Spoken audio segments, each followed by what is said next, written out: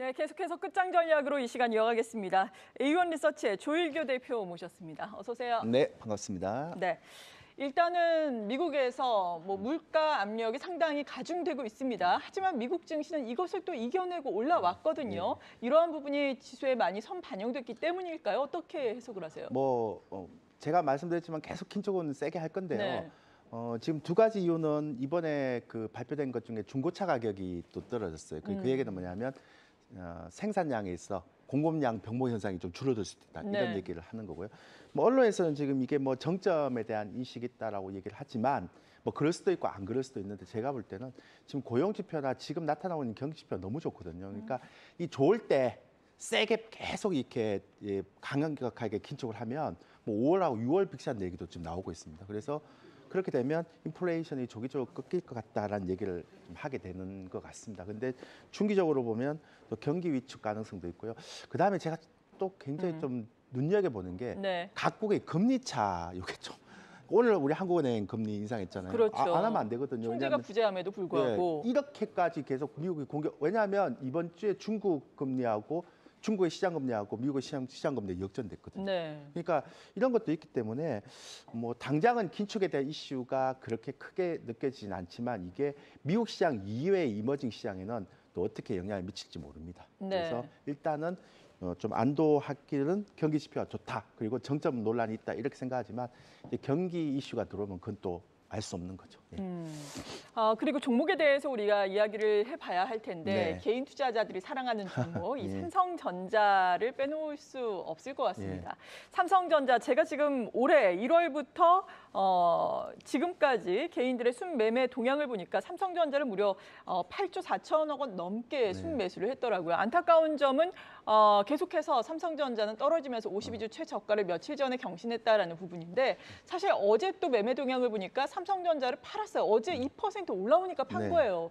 이게 좀 씁쓸한 생각이 드는데 이 부분에 대해서 어떻게 생각을 하고 계세요? 이제 삼성전자를 분석하면 이제 전체 시장에서 지금 움직이고 있는 모든 업종을 다 분석이 가능해요. 근데 원래 주식하시는 분들이 삼성전자에 대해서 네거티브하게 얘기하는 건 영린을 건드린다 이렇게 해서 많이들 보유하고 계시니까요. 시청자분들이 굉장히 또 안 좋은 얘기가 오잖아요. 근데 이게 왜 영린을 건드리는가를 제가 한번 말씀드릴게요. 근데 일단 기본적으로 개인 투자자들이 대형주와 삼성전자에 쏠림 현상이 얼마나 심한지를 제가 준비한 자료 가지고 한번 보내드렸습니다. 살펴보도록 할까요? 준비한 자료 보시면 저기 이제 회색 마크가 2021년도에 개인들이 매수했던 거고요. 그다음에 주황색이 2022년도에 개인들이 매수한 금액입니다. 보세요.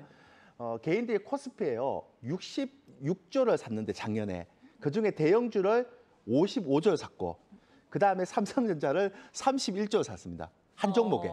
이게 몇 퍼센트인가 하면 56%입니다. 그러니까 전체 코스피 종목의 56%를 삼성전자가 샀어요. 그러면 굉장히 힘들었을 거 아니에요. 그럼 올해 또 수급의 변화가 있어야 될 텐데 올해 개인들이 15조를 사고 대형주를 14조를 샀는데 삼성전자를 8.4조를 샀어요. 그러니까요. 올해는 작년보다 더 늘어났고 57% 샀습니다. 그러면 제가 이런 얘기를 드리면 좀 어떨지 모르겠지만 여러분들이 이렇게 사는 이유가 나는 4년, 5년 두고 사겠다라고 생각하시면 오케이. 그렇죠.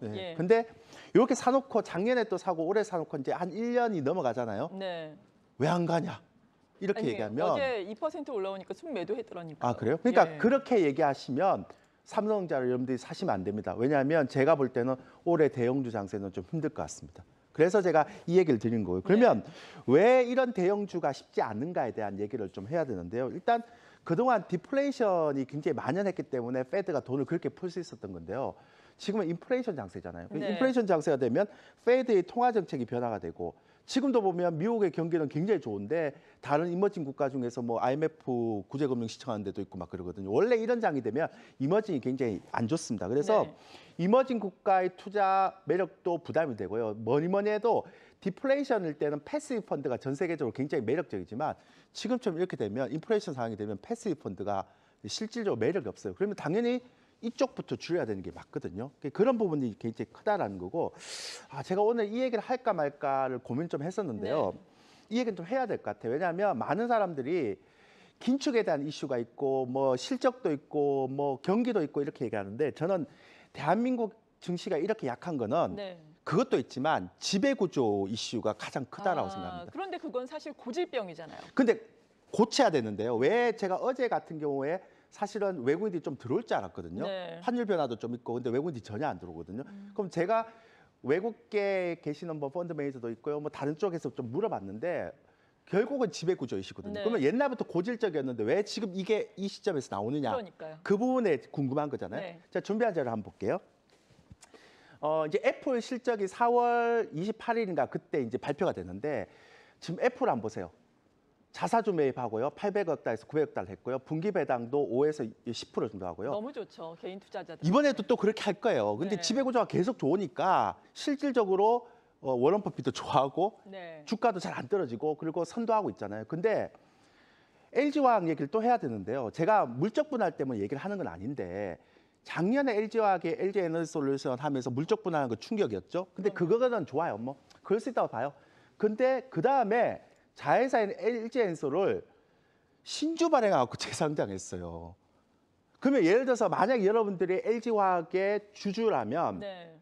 지금 주가 이렇게 떨어지잖아요. 화가 근데 나는 거죠. 화가 나는 것도 예. 중요하지만 더 중요한 건 LG화학의 시가총액이 34조인데 LG에너지솔루션이 90조에서 100조거든요. 네. 지분과 차이도 없다는 얘기잖아요. 맞아요. 자, 그런데 그러면 왜 갑자기 이 얘기를 하느냐? 만약에 외국계 투자회사가 중소형주를 가지고 있는데 이런 상황이 터졌다 그러면 넘어갈 수 있어요. 뭐 내가 뭐 똥발부터 생각하면 되죠. 근데 LG화학은요. 예. 굉장히 중요한 코스피 200에 들어서 비중이 있어야 되는 종목이거든요. 근데 여기서 이런 형태 딱 들어가면 그 다음부터 외국인들은 이런 긴축 상황에서 대형주 함부로 매수를 안 하죠. 이렇게 주주 가치가 또 어떤 네. 제2의 제3의 물적 분할이 나올 수도 있다고 생각하니까요. 그러니까 만약에 제 예상이 맞다면 지배 구조만 좀 개편이 되면요. 우리 시장은 굉장히 저평가가 해소될 겁니다. 그러니까 지금 삼성물산도 보면 자회사 보유 가치 뭐 60조인데 지금 시가총액 네. 그것도 안 되고 있죠. 그러다가 가끔씩 오스템 임플란트 막 터지고 있고. 그러니까 저는 어쨌든 간에 지금 한국의 디스카운트 요인이 뭐 긴축도 있다 그러는데 저는 지배 구조, 네. 주주 가치에 대한 부분 이런 것들을 빨리 올해 좀 어떻게 해야 된다. 그거 안 하면 실질적으로 이 디스카운트 요인 해결되지 않는다. 네. 그래서 삼성전자 이렇게 사는 건 좋은데 이거 지배 구조 해결되기까지 대형주 장세 좀 힘들다. 네. 이렇게 제가 말씀드릴게요. 정말 말씀을 해주신 것처럼 지난 해에 이 LG 에너지 솔루션 네. 이 물적 분할되면서 상장하면서 여기에 대한 경각심이 상당히 커진 것 같아요. 이에 따라서 이러한 부분들 변화가 좀 필요하다라고 네. 강조를 해주셨는데 정말 근본적인 부분들 변화가 되기를 기대를 해보면서 주주 환원 정책도 좀 적극적으로 나와주면 좋겠습니다. 자, 그렇다면 대형주가 힘들다면 중소형주 가운데서는 어떤 종목 보고 계세요? 그러니까 지금 최근에 가만히 보면 시장이 되게 재밌어요. 그러니까 네. 물론 이제 에너지 관련주도 올라가고 식량이 올라가니까 식량 관련주도 올라가는데 잘 보세요, 여러분들. 예전에 그러니까 을의 입장에 있던 사람들이 갑의 입장으로 변한 게 있어요. 네. 그다음에 오히려 갑의 입장에 있던 사람이 을의 입장으로 변한 게 있어요. 대형주 대부분 다 그렇고요. 뭐 현대차도 그렇고 막 그렇고 삼성전자도 지금 아메리카 내에서 그러니까 미국 내에서 반도체 라인을 이렇게 형성하려고 굉장히 압박을 많이 하잖아요. 네. 그러니까 그런 게 있는데요. 그래서 제가 찾아보니까 글로벌 포지션이 변하는 게 있어요. 우리가 예전에는 엔터주 그러면 생각도 못했던. 근데 요즘은 블랙핑크가 너무 좋죠. 예, 올라가. 그러니까 이런 거. 그다음에 또 조선주. 예전에는 막 저가 수주를 해야 되는데 이제는 가려가면서 받고 네. 도커가 부족하고 LA선 이런 것들. 그다음에 그 컨텐츠주 같은 경우는 예전에는 넷플릭스라는 이게 플랫폼 회사가 하나가 있었는데 그러니까 막 너네 이 돈 줄 테니까 막 우리 컨텐츠 기업 30개 업체에서 돈 나눠주고 잘 만들어봐. 그럼 내가 뽑아줄게. 이런 구조였다가 네. 애플 TV 생겼죠. 그다음 국내에도 쿠팡 TV처럼 되게 많이 생겼잖아요. 그렇죠. 그러니까 실질적으로 플랫폼 기업이 이제는 약간 어리돼 버리고 컨텐츠를 잘 정말 만든 기업이 그러네요. 갑이 되는 거잖아요. 예. 그러니까 예전에 어리됐던 사람들이 갑이 되는 종목들이 요즘 되게 잘 갑니다.